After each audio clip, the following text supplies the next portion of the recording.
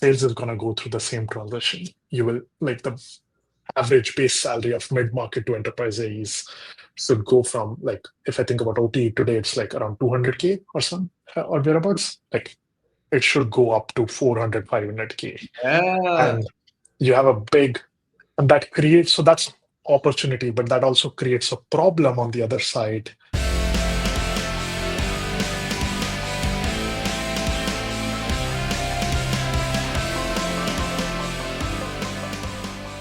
I'm Chris Bussing. Welcome to my channel. It's committed to helping more people create lives of freedom and impact through success in tech sales and the pursuit of self-development.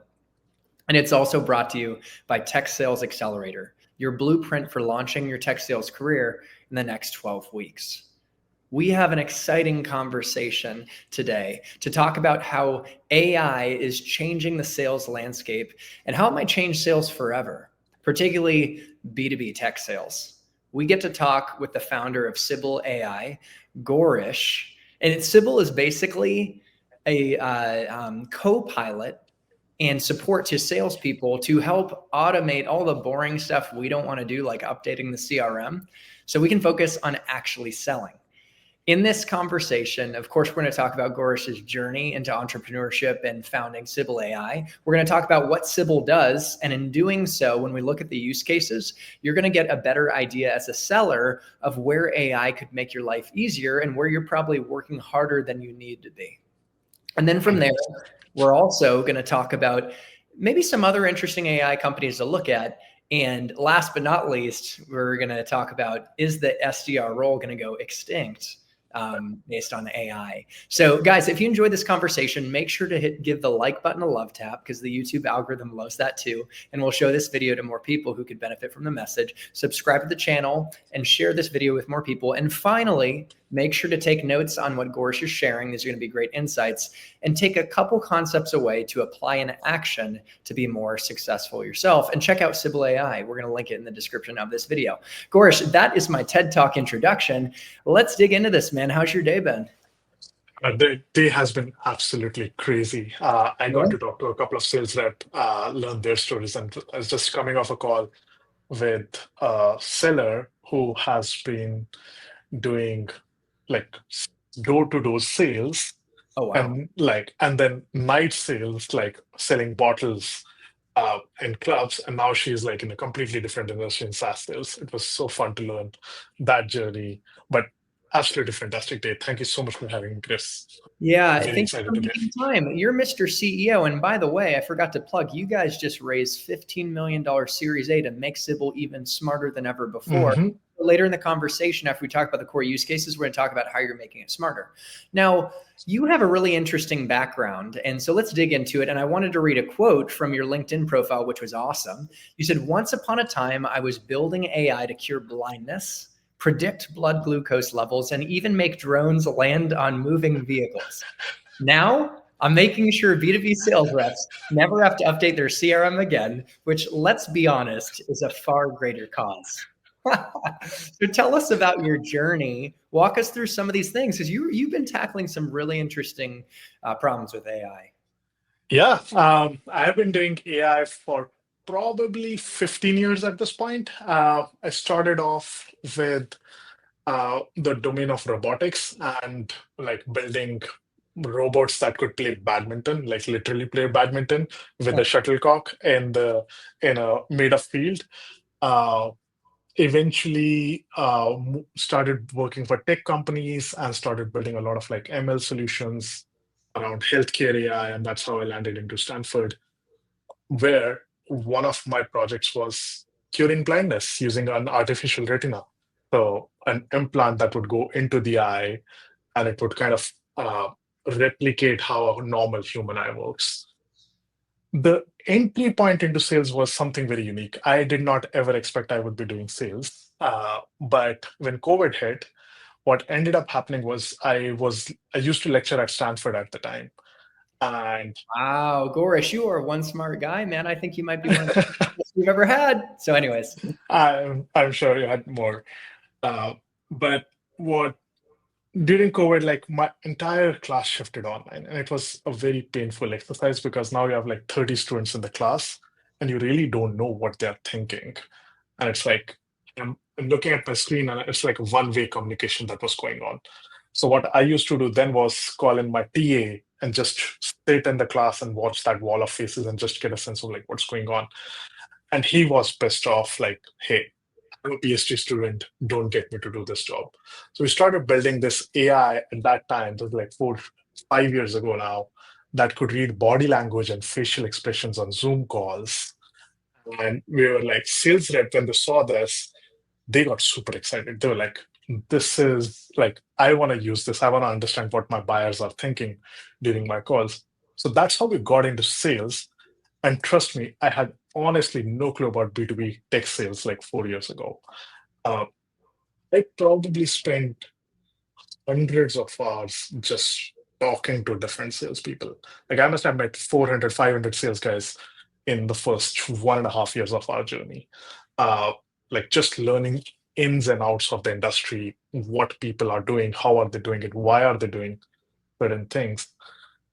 And over time, we did realize that, like, yeah, the problem sounds very cool, but it's not something which is like top of the mind for all the sales rep. Like, that's what they think and breathe about. Like, what is my buyer like facially reacting to?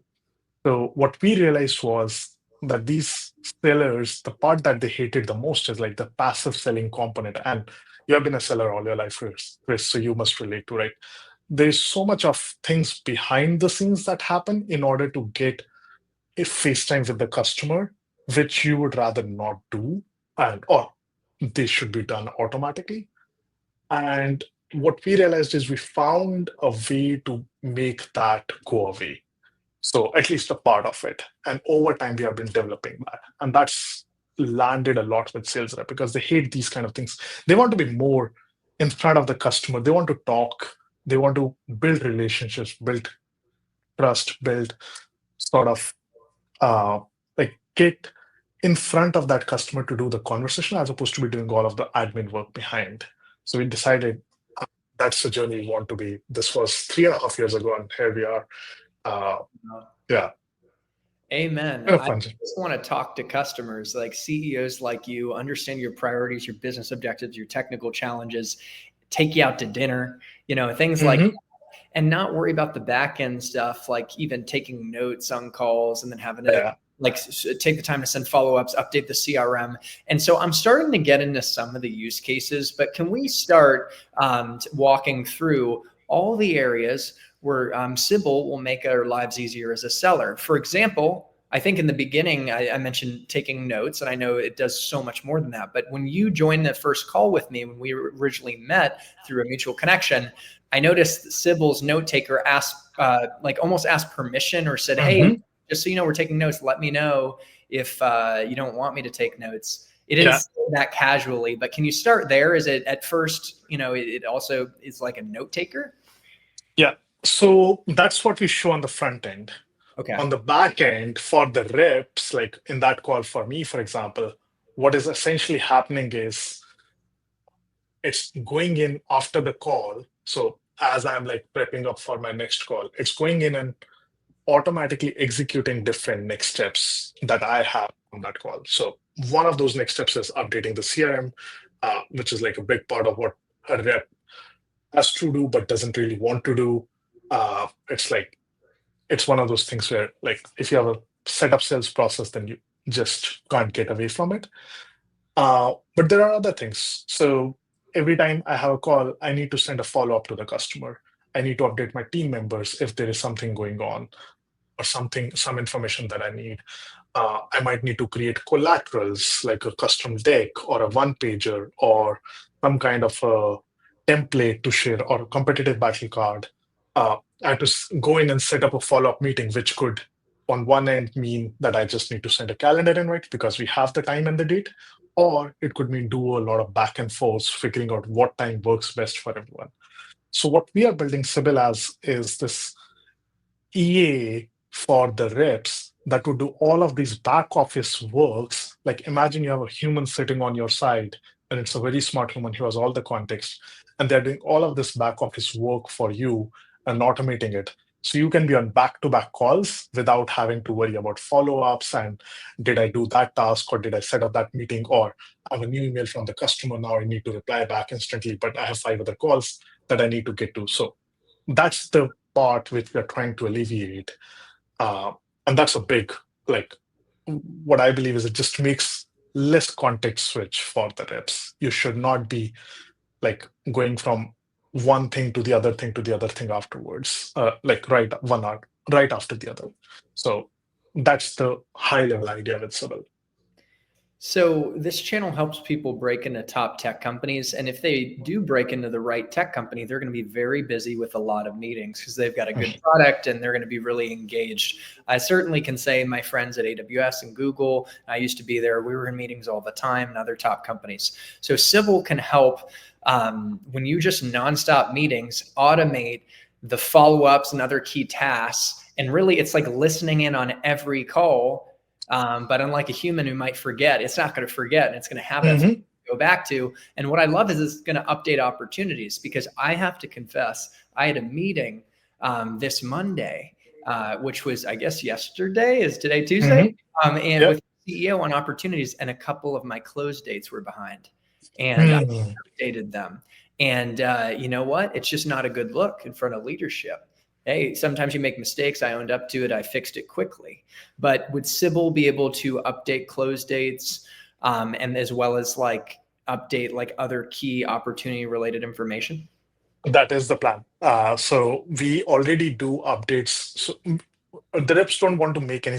We already do all of the subjective updates for our reps. So if there is budget, authority, decision maker, metrics, we all do that. Tech stack, like notes, tech stack. Tech stack, competition, Yeah. like even things which are not specifically related to the sales process, like what are customers, how are customers thinking about competitors, or what features do they want which we don't have, things like those which are more off cycle. We want to eventually also get to a point where we can accurately update things like this is the stage where the day is at, obviously with the human in the loop, like the rep reviewing, or this is the amount of the deal. The essential goal is, Chris, like if you think about a rep, they're spending 2 hours in a day selling FaceTime with the customer on average.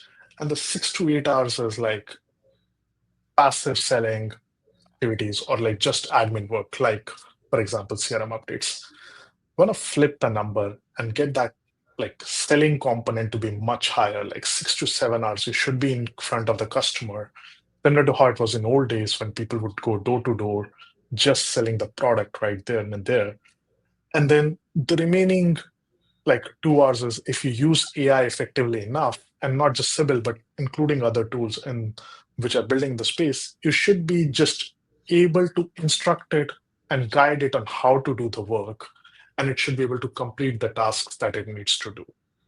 And that's the vision of how I see sales, especially tech sales, grow in the future. Yeah, you make a good point that like for updating close dates and stages, you do need some human intervention. But it would be nice if that could be done for us, especially close dates. But like I realized there are things that we would need to like approve.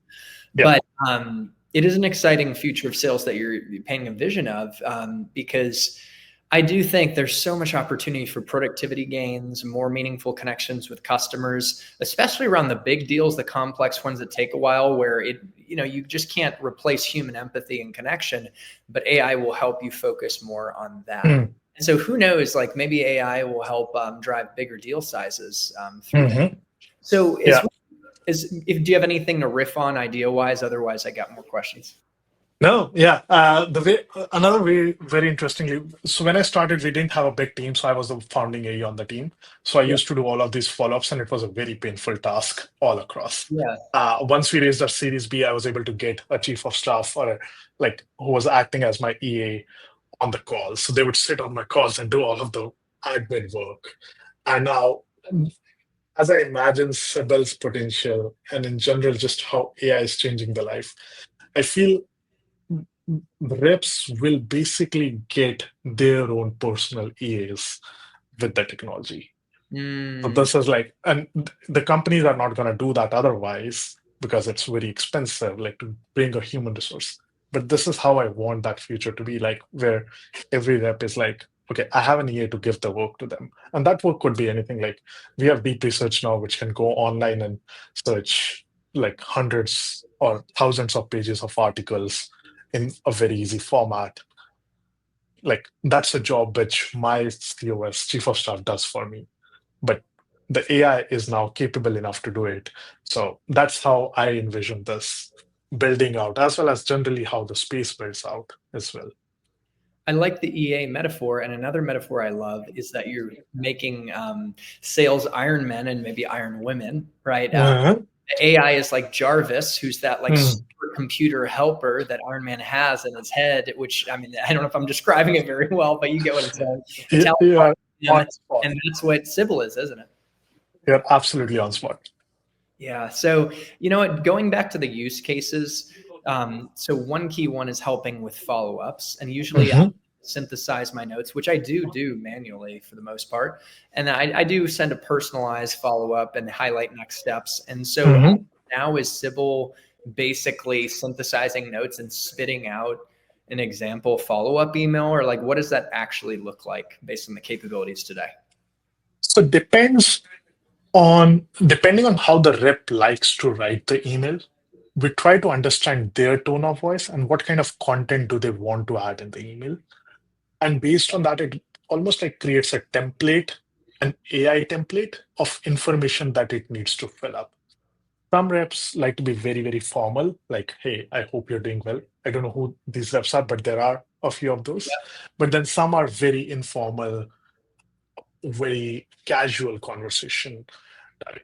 So we need to understand the preferences of each. You cannot have a generic follow-up for everyone. So we basically build templates, and then other apps are very detailed in what notes they provide. Like they will give the proposal and the pricing structure and competitive landscape and also recap all the points.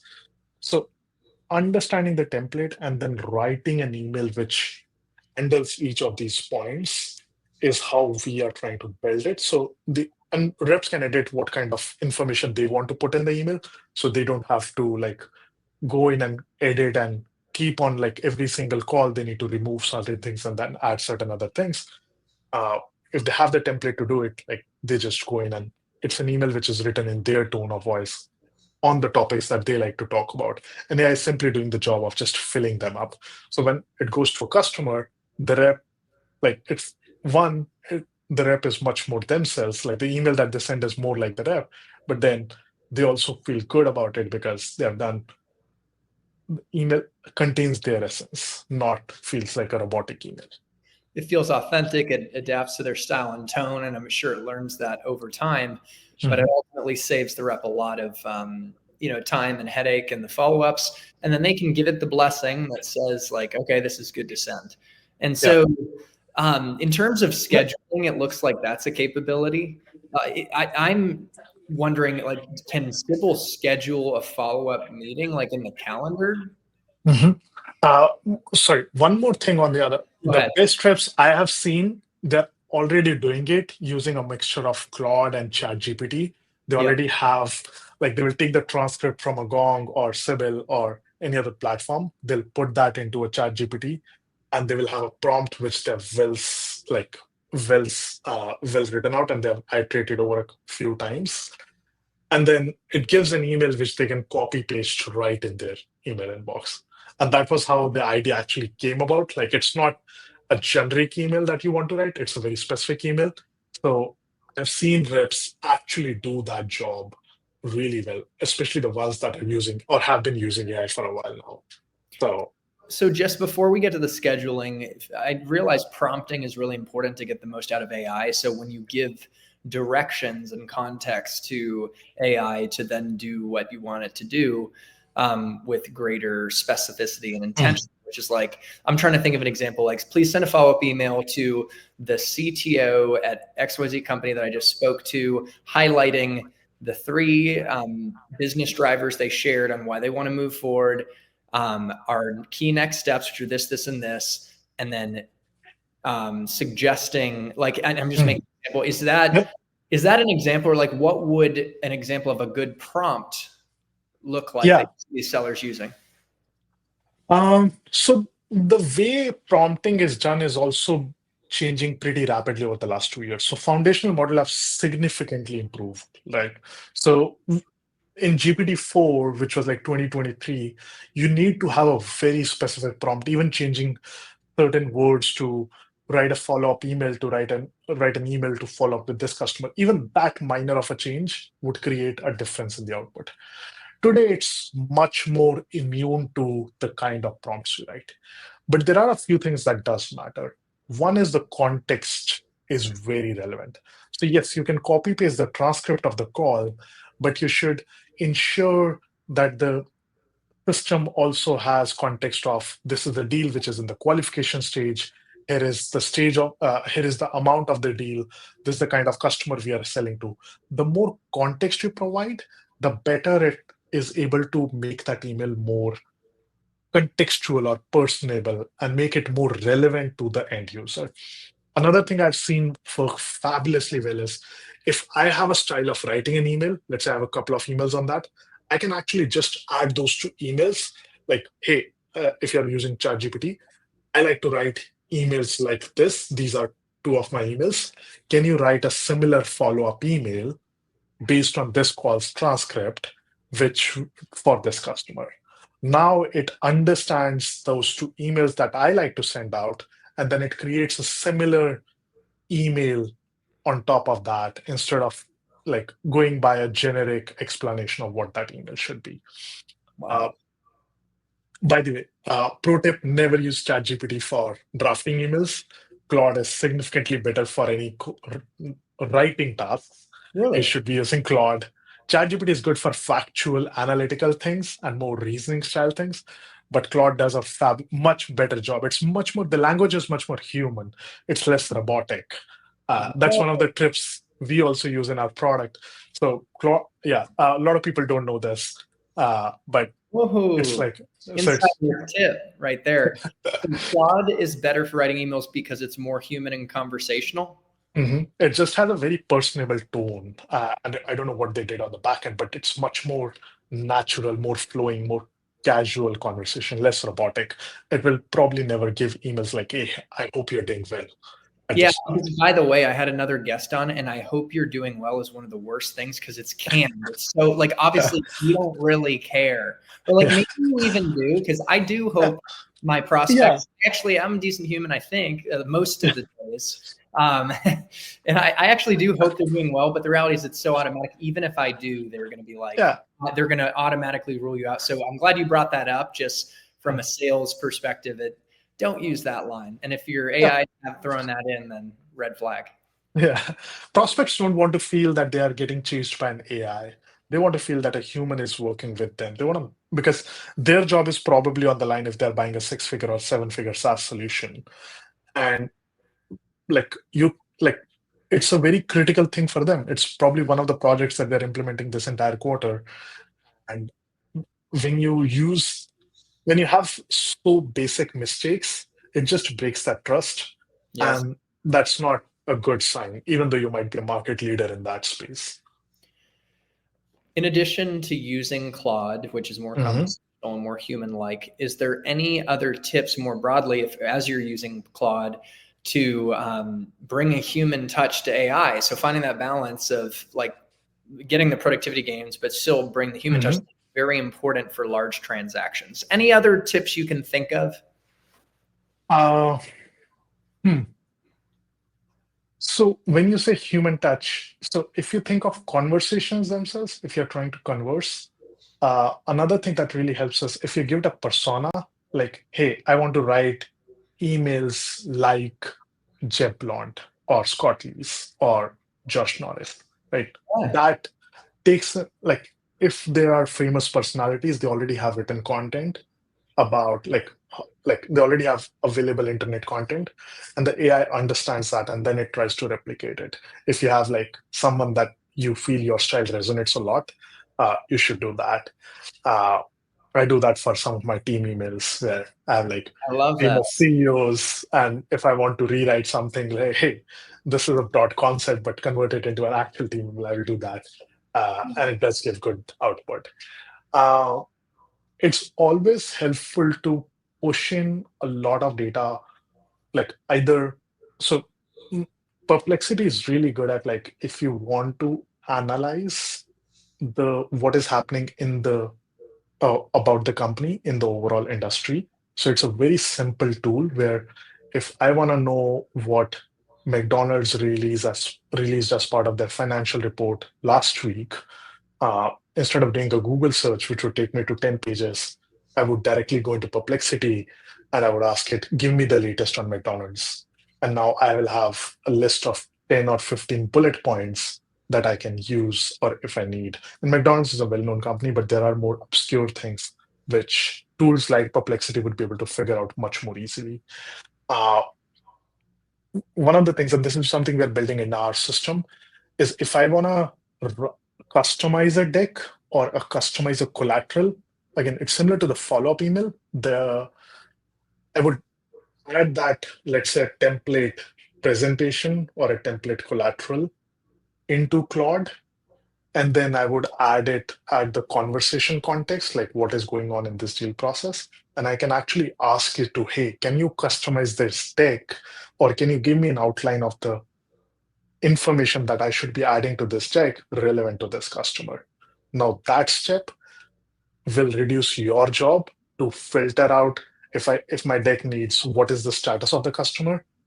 It will do the job of filtering out. It will pull in that information, and then you have a list of, okay, these are the 10 slides. On each slide, here is the changes I need to make. It becomes 5 minutes as opposed to 30 minutes that you need to pull all of this information, then collate it, then write it in the right way. Just give it those examples to sort of build that output. Uh, these are some things. There are tools which are coming up which can also do more of analysis and research about certain accounts or about certain customers.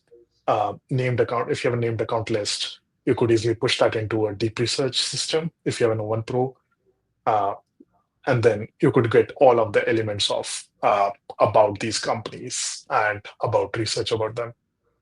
Sorry, I can go on and on about So AI what a tips great, and tricks. This is like you know, my it's jam. So what I do every day. so good. This is what we came here for, right? We don't, you're a unique guest because we're usually just sales tactics, but this is talking about the future of technology and how it's changing our industry. Now, the Mm, use case you described, if you save 25 minutes, you multiply that by 7, yeah, or maybe it's 5 days a week. But I mean, I feel like you're saving a couple hours a week. You stack that on 4 times in a month and then a year. And it's like you're getting time back in your life to put yeah. towards things you love as well. So I love the opportunity for productivity gains. And it seems like Perplexity is good for research based on McDonald's and the latest changes in its business, its annual report. I'm assuming it's also good for things like, oh, what are the latest cloud computing trends in retail? If I'm selling, Mhm. I'm at a cloud services company. And, today I was reaching out to some retail clients. I've also used ChatGPT for that, and I've been enjoying it. I'm paying for $20 a month for ChatGPT 4.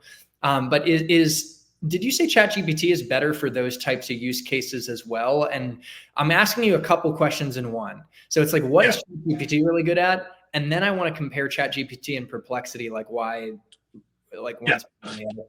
So Perplexity is really good at the latest information. So if there is something really recent, like something that happened in the news, like if I want to talk about Super Bowl, Perplexity can pull out that information from the web and summarize it in a way where like the most relevant information pops out easily. ChatGPT is not so good at latest information capture. They are trying to build models around it, but it's good at overall general understanding of the world. So, like latest trends in computing, if it is like something changed in the last month, then I would use Perplexity. But Okay. more often than not, it's like, okay, last 5 years, how have things been trending? That's where I would go into ChatGPT and ask that question because it has built that world model of how things are. And then based on that latest trend, if I get some information and I want to draft an outbound email, I would go into Claude and do that job because that's good at actually drafting a human-like outbound email. This is great. You really got me thinking about how to leverage and expand beyond ChatGPT to look at Mm. Perplexity and Claude for emails.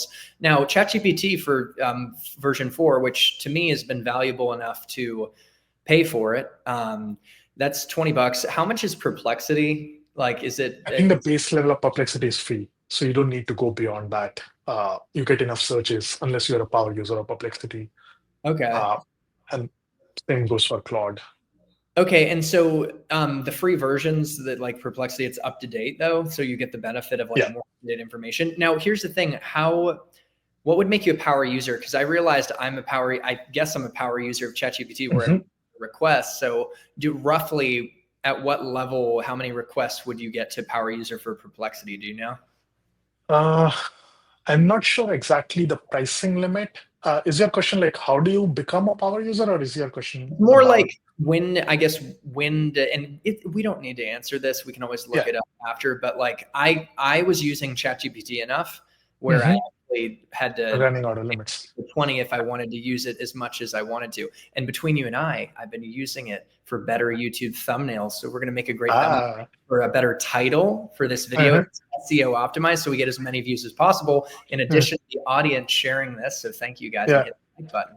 So that's between you and I, in addition to my core sales job. I'm using it for that too. So for that reason, I don't know. I can't tell you what the threshold got it. is. And so I don't expect you to know Perplexity either, but maybe at a high Yeah, level, we can say if you use it a certain amount, you will have to pay. yeah. I have not reached the point where I've had to pay for Perplexity Oh, Pro. you I haven't. do pay, Okay. yeah. So I do pay for Claude Pro though, and pay for ChatGPT Pro. Okay. And what's But the cloud Perplexity is, cost? What's the I cloud think cost? it's $20. Okay, that's Yeah, reasonable. They're on yeah. parity. Okay, and so I wanted to round out some of the use cases, getting back to Sybil and talk about the future, and then we got more to talk about Hmm. halfway through, which is this has been so fun. Thank you. Yeah, So I didn't okay, realize it. so you can use Sybil for research as well, because I thought I saw that as a use case. Like how I'm assuming it's comparable to these other ChatGPT and Perplexity, but are there things that are different about researching with Sybil?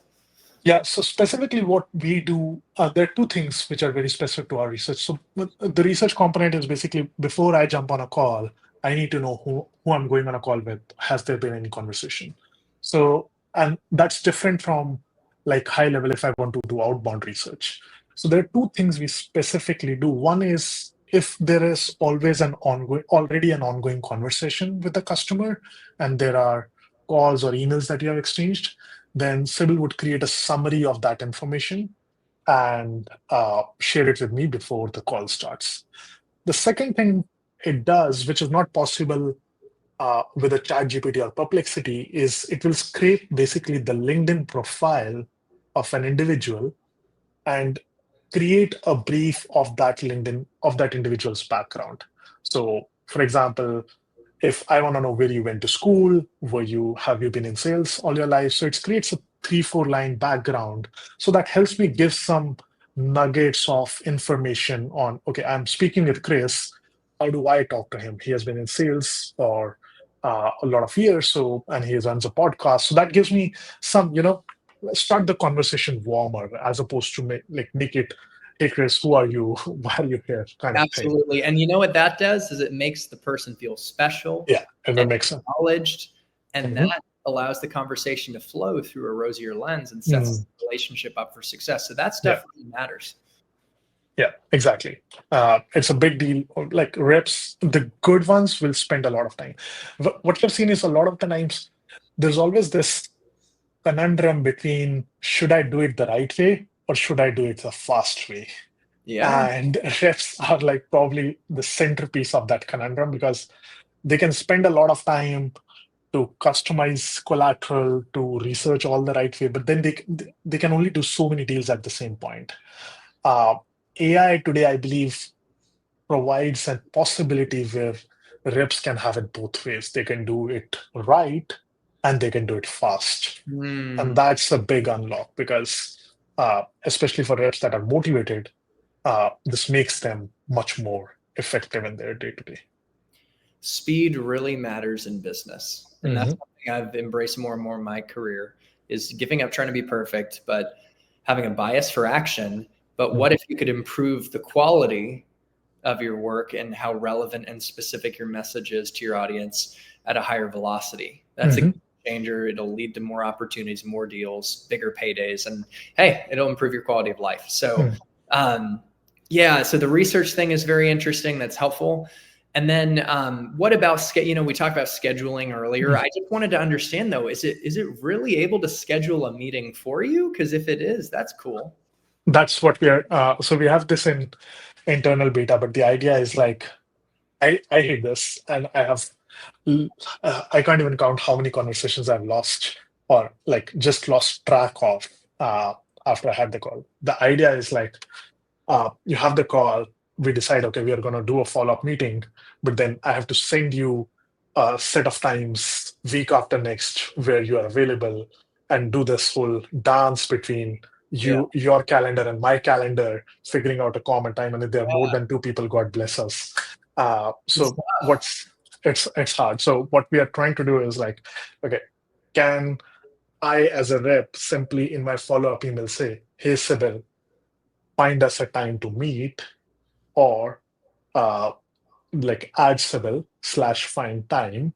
And then what Sybill does is it looks at my calendar, and whoever on my team's calendar is connected to Sybill, it finds empty time slots and it adds, hey James, would this time work for you? Or would any of these times work for you?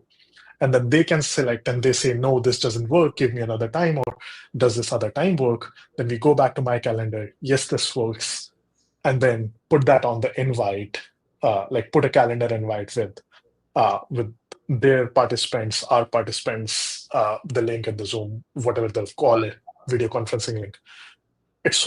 You can all do this in blocked off pieces. There has been no easy way to bring all of this together.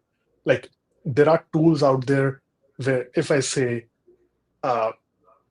like, hey, figure out an open time on my calendar, it will go to my calendar and figure out this time. But as a rep, I don't want to do that. I want it to be like, it's faster for me to send the email than have to write an AI prompt to ask it to do that. We want to make that process much more easier, much more seamless. So as you get off a call, if there is a next step, which is like, hey, let's meet on Wednesday, 4:30 p.m., I should be able to, as an AI should be able to send the invite for 4:30 a.m. There is nothing, or p.m. There's nothing much to discuss there. It's just a waste of time of the rep to do that job. Or if it's like, let's find time in 2 weeks to meet, then let's just find the time. So that's the use case. And I really wish I had this 3 years ago when I had no help. Like I was the only one selling and no other help. And I would have, I think, revived at least a few deals, which got lost because of my tardiness. So yeah, follow-ups fuel the finances, as I say, and being able to make sure nothing slips through the cracks is important. Yeah. Now, I had a crazy idea, which is next level, and I just want your thoughts as a genius to see if we can get there. Is what if it looks at your calendar and your core people's calendar? Like, is Somiarka? Am I saying it right? Your CTO? Yeah. So I'm trying to get a meeting with you. Well, or you're scheduling with me maybe, and it can look at yours and Sumiarka's calendar and exactly times. But what if I had my Calendly in my description? Could it like look at the Calendly of me and then find a time based on that and corroborate that, oh, wow, we're free here, they're free on the Calendly, and book it? I mean, that's crazy. Yeah. Is that even possible? Like, would that ever be possible? It is possible today to do it. We don't do it, but like systems have been built where if you were to prioritize that use case, look, right now it's so easy to build software. It's not even funny anymore. Yeah. Like I have not coded for the last 3.5 years, to be honest. And I was thinking of this. This is a side story, but I was thinking of this crazy idea, like, can we build Behance for sales reps? Like have sales reps showcase their profile. And I spent 6 hours with, there's a company called Cursor.ai, which is basically like a fancy coding assistant. I didn't write a single line of code, and I had a fully functioning website hosted with sign-up flows and deal data and all of that live in 6 hours. And I kid you not, I did not write a single line of code. And like my team was blown away. Like, gosh, you made this. Like, I have never written JavaScript code in my life, and a lot of the code was JavaScript. AI is getting so good. You can build software for literally anything. It does Unbelievable. not matter. It's Yeah, like, you know what? Some of my customers that I talk to, mhm, engineering leaders I'm close with, he said we have an initiative this year to try and leverage AI assisted yeah, coding to improve our productivity. So it's crazy that that's happening. You gave such a great example, building a full blown website, mm, and you're not even writing code in the past 3 years, it sounds like. yeah, So it's been so helpful to understand where Sybill is today, and I want to talk a little bit about where it's going. You got 15 million in funding to make it smarter. And so, can you just paint a vision of some of the future capabilities that you're going to be working on with this funding that you're most excited about? yeah. My one of our prospects described our vision the best. So the way they said it was, I get off a call, I go in for my cup of coffee, I get back to my desk. Sybil has already outlined the next steps that needs to be taken. Gosh. What I need to do is simply click on each of the drafts of those next steps, do a check, check, check, check, check, basically review and approve, and they get sent out. And any follow-up that comes back, Sybil is again categorizing them into the right columns. When it's time for my next call, Sybil is going in and figuring out, okay, here is the topics to be discussed. This is what we have not yet figured out from the deal process. I go through that list. I'm on the call more prepared. And in the background, Sybil is doing all of this job. Like if there is a new follow-up email, it's going to go categorize that, put a next step, create a draft. And whenever I'm next free, I can just look at it. I don't think I can do a better job than that to explain it. It's the best. And I really wish I had that assistant when I started pitching the company or starting selling the product to customers. That sounds so great. And leadership's happy because the And CRM is leadership. up to date, and the sales rep isn't getting into trouble in their company Uh-huh. forecasting because the ops behind, or Mm-hmm. at least doesn't have the right information. And leadership saying, "Hey, what's the details here? What are the next steps? What about the tech stack? What's the Mm-hmm. need?" So that is an exciting vision. Excited to Yeah. cheer you on as you continue to build it. I downloaded Sybil and I need to leverage it myself, and I want to encourage the audience to check out Sybil and play around with it. We've got a lot of 20 to 30 something sellers that are just starting in their tech sales career. Some are getting promoted to the next level from SDR to AE, and some have been AEs for a while. We got some leaders too. But Mm-hmm. for those individual contributors, I want to make sure we link Sybil, but like, what's the best place for people to actually like get their hands on with the technology? So it's very easy for a new seller to try out Sybil. All you need to do is simply sign up with your calendar on app.sybil.ai, and you're able to connect your calendar. You start taking calls and you start categorizing out these next steps, and we are providing the ability slowly to auto execute more of these next steps day by day. We want to get to a point where if you need to create an order form, you don't go into Stripe, you go into Sybil, tell, hey, Sybil, create an order form for this specific deal, and it automatically takes that information, creates an order form in the Stripe, and you have the final link to that order form. So Wow. that's So you painted a great vision of the future state of Sybil, and I think that's very relevant for sales leaders who would decide to like move forward on the technology strategically for their business. Is there anything else you would add about like the strategic business value for sales teams? Obviously, there's time savings, cost savings. I'm as a seller kind of projecting, but you're going to have more time to focus on engaging with bigger deals, and probably I bet you could tie it into closing deals. But I just wanted to hear your thoughts on how you kind of frame the value strategically. I think there are two other things that will move the needle here. One is consistency. So people that like you can learn from other people that are doing it the right way, right? You can get coaching and you can be consistent in the message that you're delivering across the organization. I think that's very relevant, especially for more complex product. Not always do you have all the answers at your fingertips. If you can have uh, an system that can help you figure out those answers much more efficiently, it just becomes easier to do it in the consistent manner. So when we were early, we were still figuring out our compliance framework. So we're figuring whether, and our reps used to continue asking us, like, do we have GDPR? Do we have SOC 2? What are the policies? How do we sign a custom DPA? And it would take us a bunch of time to give them that answer. And sometimes in the hurry, they would write the wrong answer. Those information can all be on a fingertips of the reps. So it gives that ability to get consistently good, right output to the end customer. And then it also gives them the ability to learn from other customer. Mm. Like with the Copilot release, uh, I've seen like I was giving a demo to a customer, and one of the things that he was asking on that demo was like, uh, there's an individual named Jake in their team who's like really good at selling. So like, what is Jake's magic? And Sybill basically compared the calls of Jake and other sales rep, and it figured out, okay, what is Jake doing, which is different from the rest of the team. So I think we came up with suggestions like he's bringing in the discussion of competitors much early, and he's discussing pricing in the first call. So that rep who was like looking at this was like, this just seemed correct, and this is like I should be doing more of this.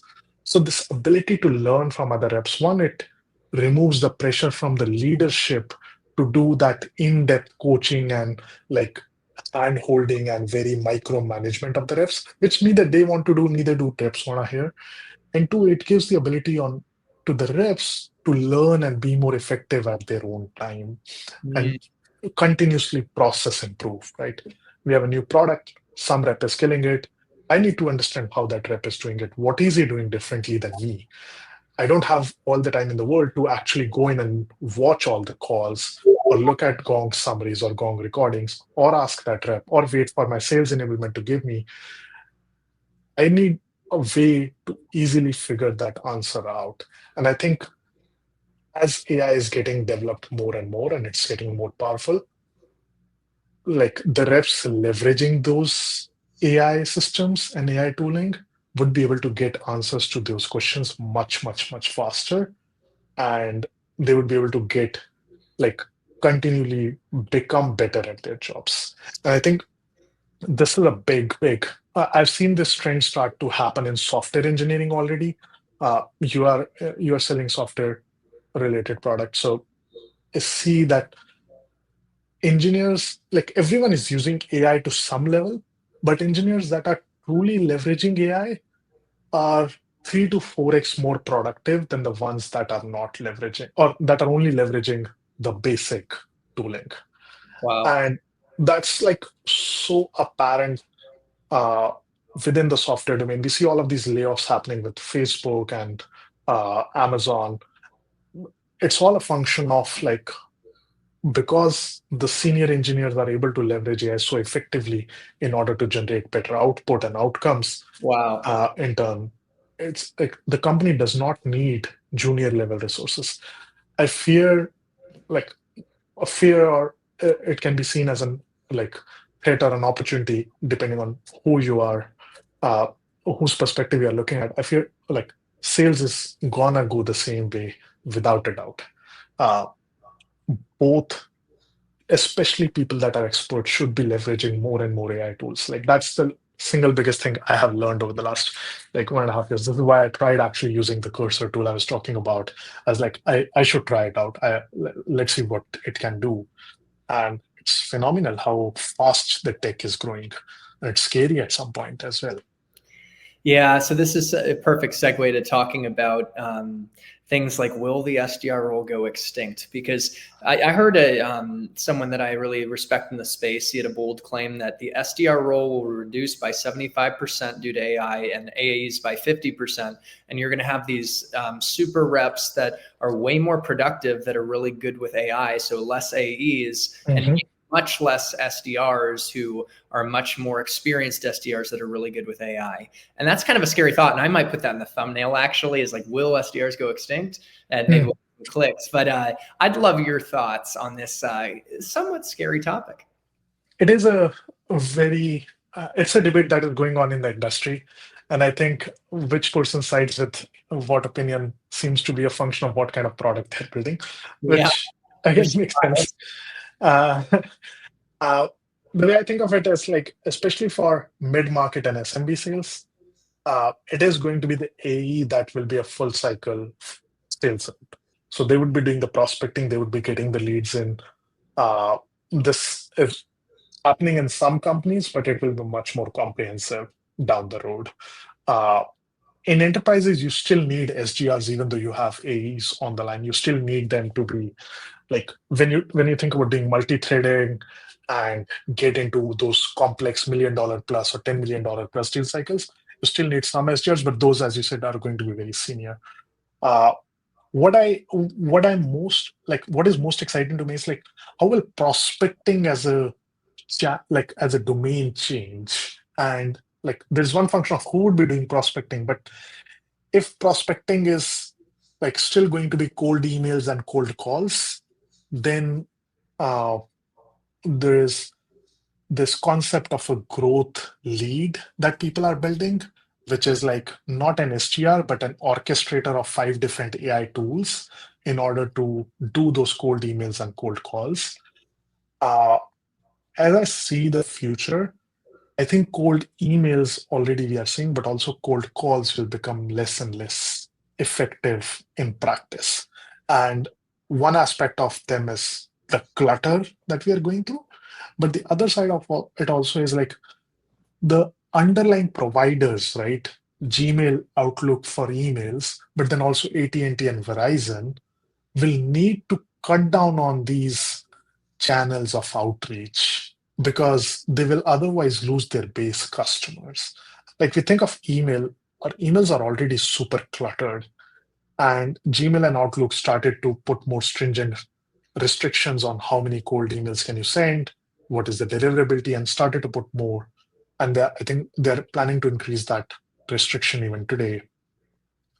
As the voice bots become more powerful and more human-like, I believe AT&T and T and Verizon and all of these underlying channels, underlying telecom providers will start doing the same.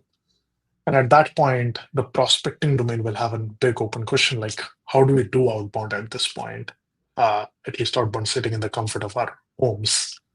And that is the answer which someone needs to first focus on before saying, is SDR going to remain extinct, or is this going to be a field that continues to build up with the advent of AI?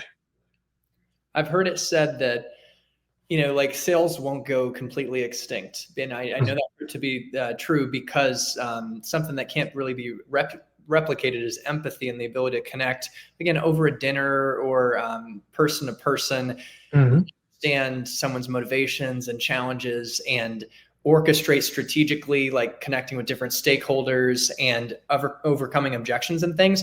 But the reality is AI is going to be able to automate a good amount. And so although, I don't think salespeople will go completely extinct, the people who don't adapt to AI and start learning to leverage it to Mm. be more productive, they will go extinct and be No. out of a job because the people who are using AI will be, I don't know how many times more productive, just like the developers you mentioned, Yeah. where it sounds like there's just less developers and engineers, but they're super powered because they're using AI more effectively than their peers. Mhm. So, is there anything else you would add in terms of how you see just strategically AI changing the sales game? So, if interest, so your the number reduces, but the ones that are left, in my opinion, are going to be paid much higher. Yeah, that's a Like good. the best developers are getting paid $500,000 to $1 million salaries, which is absolutely bonkers and unimaginable 3 years ago. And now it's like pretty much common. If you look at staff level or architect, sales is going to go through the same transition. You will like the average base salary of mid market to enterprise AEs should go from like, if I think about OT today, it's like around 200K or some or thereabouts. Like it should go up to 400, 500K. Yeah. And you have a big, and that creates, so that's opportunity, but that also creates a problem on the other side for the junior AEs and the STRs who are trying to become AEs. It creates a big gap in the market on how do you train STRs and junior AEs to get to the senior level. And I really wish someone finds a way to solve that talent, uh, talent honing, uh, solve that talent honing problem. Because otherwise, if companies are not gonna bring on junior AEs or SDRs, then who will Yes. help them train and learn to be senior folks?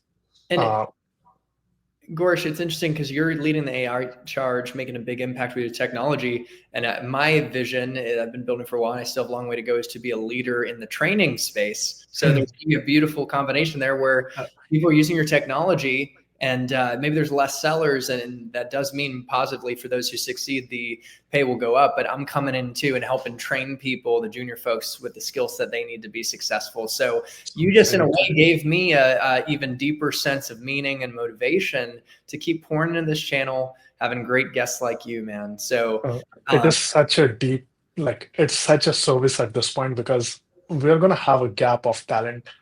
Uh, 3, 4 years down the road, you will not be able to find mid-level sellers because the entry-level positions are getting eliminated like crazy. And I can start to see vestiges of this like in software engineering. really, And so you're doing a great job like with training. It's like so critical at this point. There is no better way uh, to serve the sales community than Gorish, building like training for that early. thank you so much. And I think what's so key in life and in the world evolves, and we need to be Hmm. people who have a growth mindset and are able to adapt. And there's a lot of hope and opportunity that will come for the people that really invest in themselves. And so I want to acknowledge everyone who showed up for this conversation and invest in their personal and professional development. And thank you for showing up. And we're not done yet. We're close. And I'm checking the time. We got 5 minutes. I just had a few more questions, and maybe I could lay out the roadmap. I just want to know if there's any other exciting AI technology beyond Sybill and Perplexity and ChatGPT and Claude that are really good tools that salespeople need to know about to start learning about. So that could be high level. And then I wanted to talk about humans of sales, and Mhm. then close out with some final motivation for the people that want to be like you and maybe founders of companies, because it's pretty amazing that you're a CEO and you've built an amazing vision. So let's those are 3 questions that we can go rapid fire. So what are other AI technologies that sellers need to start getting their hands on and learning Yeah, about? we absolutely love Clay internally. It's something I've been using not just for sales, but more than like recruiting customers, product research. It's just absolutely good at like having an data enrichment and working into waterfall. Like I need phone numbers sometime to do cold calls, and it's an absolutely beautiful way to get that output. You're Uh, making I, calls? I'm making sometimes, yes. Yes, guys, listen to that. The CEO of a company is making cold calls. This skill Yeah, set you learn will always serve you, even when you're building a company. Gorish, respect, my friend. thank you so much. Yeah, it's like Clay is great. I also try to build using Sana Labs. So that's where you can build connected workflows. These are personal workflows for me. So I have things where it's like if something has happened, like for example, I have this thing where I typically go on in-person meetings and Calendly does not provide an option to set up like alternate blocks before in-person meetings. So what will happen is like there's an in-person meeting and suddenly I have like a call before then. So I have to take that call in the car. So it's able to help me like if I have this meeting and then add another block on the calendar before so that it doesn't overlap. Another tool which I've recently learned we are still in the early stage of trying is like Lindy.ai. This is not so much as for sales reps directly, but maybe more for folks that do some operational work. So it's like an alternate to Zapier. So if you have a big sort of automation or workflow running. Some sales rep love to do this for prospecting. So instead of using Zapier, which is like very block by block, Lind is much more AI native. You can actually tell the AI that I need to build this kind of a workflow and it will lay out the blocks and fill up the right information in those blocks. So it becomes much easier to build the workflows. It's actually very intuitive and human-like to do so. So uh, uh, those are three that do come to mind. Yeah, I think. I might have more, but yeah. No, that is so good. That was great. And I've heard good things about Clay, like getting accurate cold call data Mm, is important. I'm about to drop a video later today on live mm. prospecting Oh, and wow. did live cold calls and no one picked up. Like, Uh, so partly some people don't pick up, but I also had some bad data, and so it's yeah. like having a tool like that's a game changer. I like the others you mentioned. That's perfect. And so now we're going to wrap up the conversation with a couple more questions. Let's see. Oh yeah, got it. Humans of Sales. Hmm. Tell us, what is this based off of, or like what inspired it and what is it? So people can check it out because I'm going to link it in the description of the video. Yeah. So remember, I told you like I've spoken with probably close to 1,000 reps at this point. Uh, what what is so unique about sales as a profession, which really struck me, is like people come from so many different backgrounds and so many like it's so diverse that it's almost crazy. How do they land up in tech sales as a function? So, Humans of Sales, in short, is basically a platform to showcase all of those stories. So, what we want to do is glorify and put reps on a pedestal to help them and help the world understand what kind of journeys, what kind of hardship struggles they have gone through, and then also help other reps potentially get inspired and motivated from the stories that are being shared. Sometimes the best stories are not the ones which are like good successes. You see a lot of flash, like, hey, I closed $1 million deal, or I've been doing this for 10 years and I've become so and so. Sometimes it's like things that are the dark side, which not all people Yeah. can share in a very unfiltered format. So I really wanted to build, and this has been on my mind for like a couple of years now, but now I have the team to start implementing it. So it's an independent platform, independent of Sybill. We're bringing some great sales rep onto the platform. Chris, we are going to feature you. But the idea is like, I want to get a story or look at your life journey and share the most interesting parts, positive or negative, with the sales reps out there, and then share it with our network, share it with the community.